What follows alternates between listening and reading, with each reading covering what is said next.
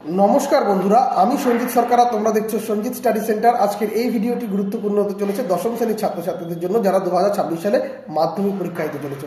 সামনেই তোমাদের প্রথম ইউনিট টেস্ট পরীক্ষা, আর প্রথম ইউনিট টেস্ট পরীক্ষার একটি গুরুত্বপূর্ণ বিষয় ভৌত বিজ্ঞানের সম্পূর্ণ সাজেশন আজকের এই ভিডিওতে তুলে ধরবো। তাই ভিডিওটি তোমরা শেষ অবধি না কেটে দেখো, উপকার অবশ্যই পাবে। আর একটা ইম্পর্টেন্ট কথা, পরীক্ষার প্রাক মুহূর্তে ক্লাসগুলো কিন্তু তোমরা অবশ্যই অ্যাটেন্ড করবে। ক্লাসে স্যারেরা যে প্রশ্নগুলো বারবার করে বলছে সেই প্রশ্নগুলো অবশ্যই নোট ডাউন করবে, কারণ বেশিরভাগ ক্ষেত্রে দেখা যায় কিন্তু পরীক্ষার প্রাক মুহূর্তে যে প্রশ্নগুলো স্যাররা বারবার করিয়ে আসছে ক্লাসে, সেই প্রশ্নগুলো কিন্তু পরীক্ষায় থেকে থাকে। কারণ পশ্চিমবঙ্গে অনেক স্কুল রয়েছে, প্রত্যেক স্কুলে টিচাররা তাদের আলাদা মানসিকতা নিয়ে প্রশ্ন করবে। তাই অবশ্যই ক্লাসগুলো ফলো করবে, তোমাদের গৃহশিক্ষকেরা যে প্রশ্নগুলো করাচ্ছে সেগুলো ফলো করবে। তার পাশাপাশি এই ভিডিওটাকে তোমরা অবশ্যই রাখতে পারো পথ প্রদর্শক হিসাবে। এই ভিডিওতে বলা প্রশ্নগুলো শুধুমাত্র তোমাদের প্রথম ইউনিট টেস্টের জন্য নয়, মাধ্যমিক এবং টেস্ট পরীক্ষার জন্য কিন্তু গুরুত্বপূর্ণ। তাই ভিডিওটির সঙ্গে শেষ অবধি থাকো। আর ভিডিওটি ভালো লেগে থাকলে অবশ্যই লাইক করো, কমেন্ট করো, তোমরা তোমাদের মতামত জানিও, বন্ধুদের মধ্যে শেয়ার করো। চ্যানেলে প্রথম হয়ে থাকলে অবশ্যই সাবস্ক্রাইব করে পাশে দেওয়া নোটিফিকেশন বেল আইকনটি ক্লিক করে রেখো পরবর্তী আপডেট পাওয়ার জন্য। তো চলো শুরু করা যাক আজকের এই গুরুত্বপূর্ণ ভিডিওটিকে। তো বন্ধুরা, তোমাদের দশম শ্রেণীর প্রথম ইউনিট টেস্টের ভৌতবিজ্ঞান বিষয়ের পরিবেশের জন্য ভাবনা এই অধ্যায় থেকে তোমরা যে প্রশ্নগুলো পড়বে। প্রথম প্রশ্ন, সৌরকোষে কোন ধাতু এবং কোন অর্ধপরিবাহী ব্যবহার করা যায়?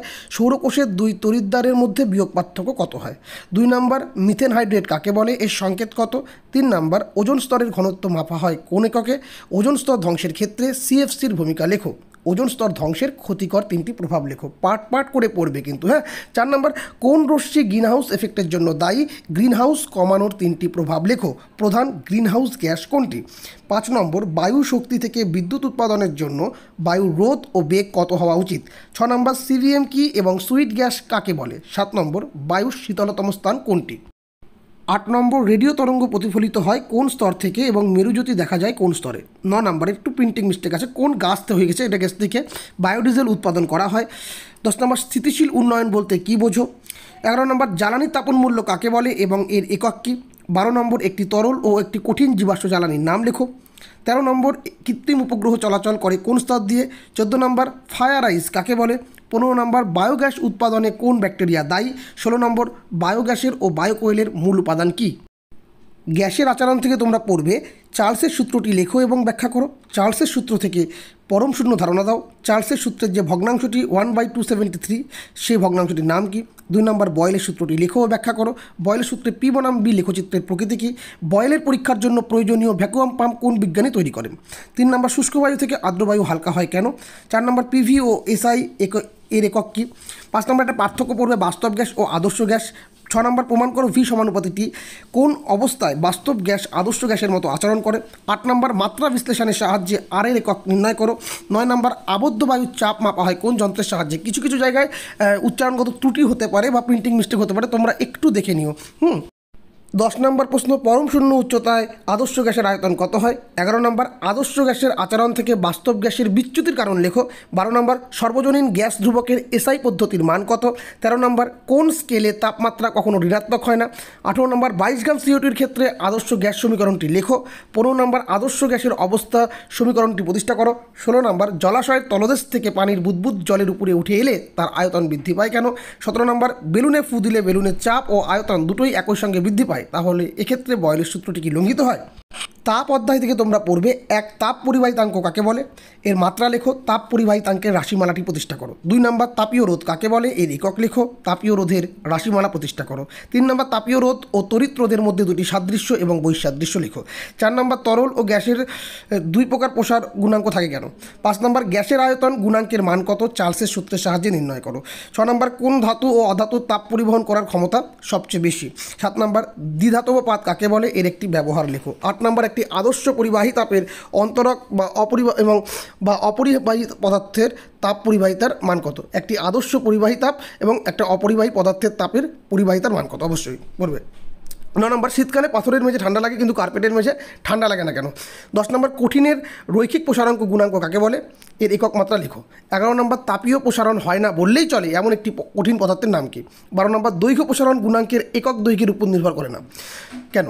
13 নম্বর, ইঞ্জিন হোজের পরীক্ষার সাহায্যে আমরা কি জানতে পারি? কিছু জায়গায় প্রিন্টিং মিস্টেক হয়েছে, আমাদের অবশ্যই প্রিন্টিং মিস্টেক হয়েছে, তোমরা একটু এই জায়গাগুলো একটু দেখে রাখবে, কারণ আমাদের স্যারেরা যে প্রশ্নগুলো রেডি করেছে কিছু জায়গায় প্রিন্টিং মিস্টেক হয়েছে, তোমরা একটু লক্ষ্য রাখবে, হ্যাঁ।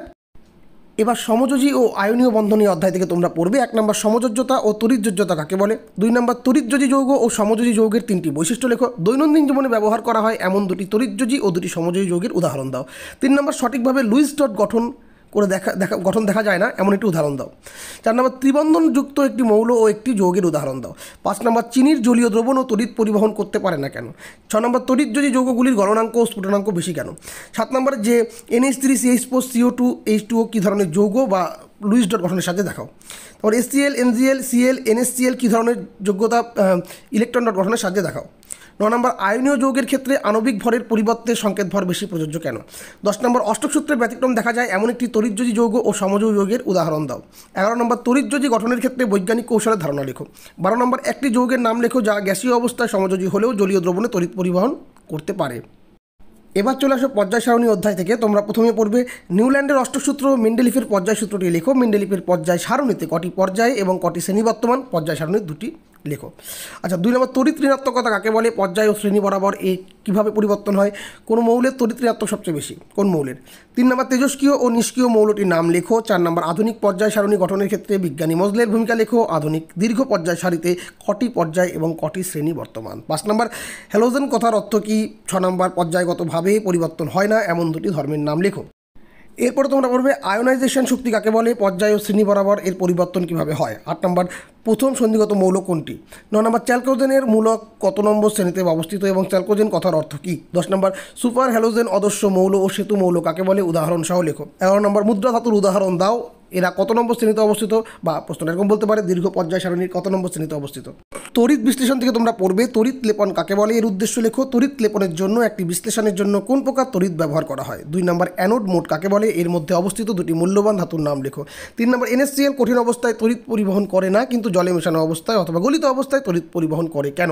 4 নম্বর তড়িৎ বিশ্লেষণের সময় ক্যাথোড ও অ্যানোড কী প্রকার বিক্রিয়া ঘটে। 5 নম্বর সোনা এবং রূপোর তড়িৎ লেপনের জন্য তড়িৎ বিশ্লেষক হিসাবে কী ব্যবহার করা হয়। 6 নম্বর প্ল্যাটিনাম তড়িৎদ্বার ব্যবহার করে কপার সালফেট এবং তড়িৎ বিশ্লেষণ প্রক্রিয়ায় ক্যাথোড ও অ্যানোড বিক্রিয়াটি লিখো। 7 নম্বর অ্যালুমিনিয়াম ধাতু নিষ্কাশনের জন্য অ্যানোড, ক্যাথোড ও তড়িৎ বিশ্লেষক পদার্থ হিসাবে কী ব্যবহার করা হয়। 8 নম্বর ধাতব পরিবাহী এবং তড়িৎ বিশ্লেষণের মধ্যে পার্থক্য লেখো। 9 নম্বর জলে তড়িৎ বিশ্লেষণে ক্যাথোড ও অ্যানোডে উৎপন্ন গ্যাসের ভরের অনুপাত এবং আয়তনের অনুপাত কত। 10 নম্বর তড়িৎ বিশ্লেষণে কোন শক্তিতে রূপান্তরিত হয়। 11 নম্বর গ্যালভানাইজেশনের সময় কোন ধাতুর ব্যবহার করা হয়। আলো থেকে তোমরা পড়বে আলোর বিচ্ছুরণ কাকে বলে, বিচ্ছুরণের একটি প্রাকৃতিক উদাহরণ দাও। শূন্য মাধ্যমে আলোর বিচ্ছুরণ হয় না কেন। 2 নম্বর আলোক কেন্দ্র কাকে বলে, চিত্রসহ লেখো। 3 নম্বর দৃশ্যমান আলোক তরঙ্গ যোগের পাল্লা কত। 4 নম্বর আলোক কেন্দ্রগামী রশ্মির বিস্তৃতির মান কত। 5 নম্বর বায়ুর সাপেক্ষে কাচের প্রতিসরাঙ্ক 1.5 বলতে কী বোঝো। 6 নম্বর দর্পণের বক্রতা ব্যাসার্ধ এবং ফোকাস দূরত্বের মধ্যে সম্পর্ক স্থাপন করো। 7 নম্বর কোন বর্ণের আলোর ক্ষেত্রে প্রতিসরাঙ্ক সবচেয়ে বেশি, বা কোন বর্ণের আলোর প্রতিসরাঙ্ক সবচেয়ে বেশি, এরকমভাবে প্রশ্ন বলতে পারে। 8 নম্বর দন্ত চিকিৎসকগণ কোন দর্পণ ব্যবহার করেন। এরপর 9 নম্বর দাড়ি কাটার জন্য স্ট্রিট ল্যাম্পের মোটরসাইকেলের হেডলাইটে আর রেয়ার ভিউ হিসাবে কোন দর্পণ ব্যবহার করা হয়। 10 নম্বর রৈখিক বিবর্তন কাকে বলে, এর একক কী। 11 নম্বর পরিপূর্ণ বর্ণ কাকে বলে, M=C/V এর সূত্র দিয়ে অঙ্ক করতে হবে তোমাদেরকে। 12 নম্বর বিপদ সংকেত হিসাবে লাল আলো ব্যবহার করা হয় কেন। 13 নম্বর অবতল দর্পণের কোথায় বস্তু থাকলে বস্তুর আকার ও প্রতিবিম্বের আকার সমান হয়। 14 নম্বর ক্যামেরায় কোন ধরনের লেন্স ব্যবহার করা হয়। 15 নম্বর একটি অবতল দর্পণ দ্বারা কিভাবে একটি বস্তুর অসৎ ও বিবর্তিত প্রতিবিম্ব তৈরি করা যায় তা চিত্রসহ দেখাও। 16 নম্বর প্রশ্ন প্রিজমের আলোর প্রতিসরণের ক্ষেত্রে চ্যুতিকোণের রাশিমানটি প্রতিষ্ঠা করো। 17 নম্বর উত্তর লেন্সকে অনুসারী লেন্স বলে কেন। 18 নম্বর কোন আলোকীয় ঘটনার জন্য দিনের বেলায় আকাশ নীল দেখায়। 19 নম্বর সাদা আলোর বিচ্ছুরণের প্রান্তিক বর্ণ দুটি কী কী। সাদা আলোতে সবুজ পাতাকে সবুজ দেখায় কেন। 20 নম্বর সুস্থ চোখের নিকটবন্ধু ও দূরবিন্দু কোথায় অবস্থিত। 21 নম্বর মাধ্যমের আপেক্ষিক প্রতিসারাঙ্কের মান কোন সময় বিষয়ের উপর নির্ভর করে। 22 নম্বর ক্যামেরায় কোন ধরনের লেন্স ব্যবহার করা হয়। 23 নম্বর উত্তর লেন্স দ্বারা কিভাবে একটি বস্তুর অসৎ অবশিষ্ট এবং বিবর্তিত প্রতিবিম্ব গঠন করা যায় তা চিত্রসহ দেখাও। 24 নম্বর মানুষের চোখ ও ক্যামেরার মধ্যে পার্থক্য লেখো।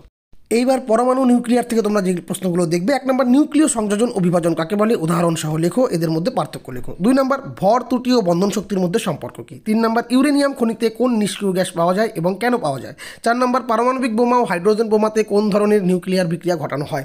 5 নম্বর নিউক্লিয় রিঅ্যাক্টর মডারেটর হিসাবে কী ব্যবহার করা হয়। 6 নম্বর সূর্য নক্ষত্রের শক্তির মূল উৎস কী।